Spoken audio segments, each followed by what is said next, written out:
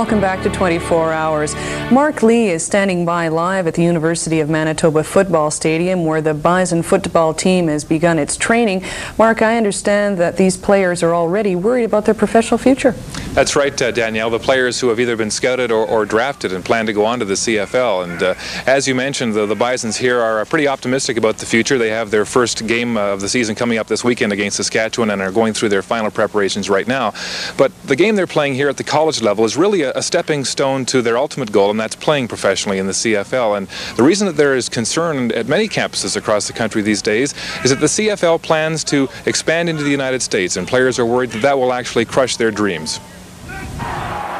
The CFL went to Portland for a preseason game this year, which many believe is a prelude to the real thing next year. Expansion to the U.S. is considered the only way the CFL can remain financially viable. Portland is an excellent city in terms of compatibility to Vancouver, Calgary, those type of cities. I'm sure that there'd be great Western rivalries with the Edmontons, Reginas, and Winnipegs of the world. But expansion would not come without a sacrifice for Canadians like these Bisons. Canadian jobs are protected in the CFL. Teams must carry 20 Canadian players and limit the number of Americans to 17. Those quotas, though, would violate American laws, and there's speculation a Portland team could use all Americans. That might prompt an end to quotas. Scott Maynard is a scout with the Bombers. He says if that happened, there would be few Canadians left in the CFL because there are far more better Americans to choose from. And these are all positions: running back, slot backs, offensive linemen, that sort of thing. These are all Americans. Like Mike, you could fill a board with American players. I don't even have offensive linemen up here.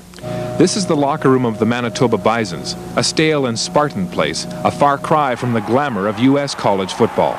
American players are generally better trained and preferred by CFL coaches for skill positions.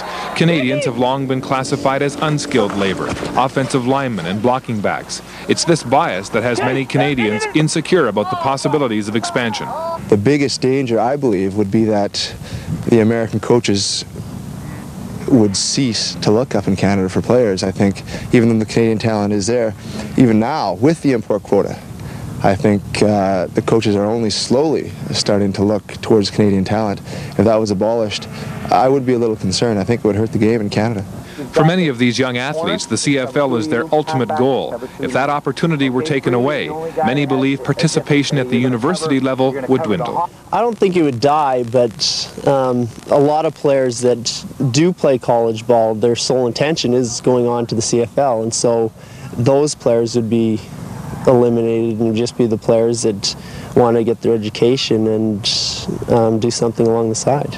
These football players are proud of the brand of football they play. It may not be flashy, but they believe they're just as fast and can catch and run as well as any American.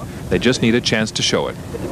And joining me now here at University Stadium to talk about this issue is the head coach of the Bison, Scott Spurgeon. And Scott, I'm wondering if you share your players' concerns. Yes, I can understand it. If there's nothing for these guys to shoot at above what they're playing, then I think it takes away a lot of their incentive, and I can see where they're concerned. You've played Canadian university football. You've participated as a coach in the CFL. It's called the Canadian Football League, but how Canadian is it? I've heard that Canadians actually often feel a little alienated in their own backyard. Well, it's funny. I lived in Ottawa and I grew up there, and as I was coaching there, I would walk into Lansdowne Park and it seemed was planted in the middle of Ottawa. The management are American. Highly paid players are Americans, and the Canadians are backups, and the only other guy there that's Canadian is taping their ankles. We often hear that there are so-called Canadian positions and American positions. Can you explain that? Well, they put the Canadians on the offensive line, where they feel that they can get away with big slow players, and they usually have the fewest on defense. Most of the Canadians are fullbacks or inside receivers. I guess the question now is, are your players good enough to compete without quotas, without any sanctions? Well, I feel that the coaching and the players at this level has gotten better and better as it goes. And I certainly know the difference, see the difference from when I was a player to the level now. And I think that these guys are getting better, and I think that they can compete. And I think that if people came and watched the college game, they would see the level that we're playing, and that it's not very far away from what they're seeing in the CFL. CFL people say expansion is the only way to keep the league financially viable. Maybe it's a reality we have to look at. Yeah, it's a real catch-22 because if it is American money that's going to keep the league alive, well, then that's important. But I think if it's going to be the Canadian Football League and Canadians are going to play it, then we have to keep the quotas and we have to keep the Canadians in the game. Okay, Scott, thanks for your time and good luck this season. Thank you very much.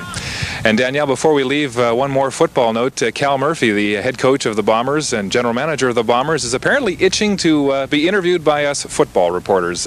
He's actually approached the hospital, University Hospital in London, where he's recovering from his heart transplant from last month, to say he's ready to have a news conference, and word is that could happen as soon as next week. Right now, though, Cal is recovering just well, has actually been given a day pass to take strolls with his wife around the hospital grounds, and apparently could be released from hospital within the next week or so. That's it from here. Thanks for the update, Mark.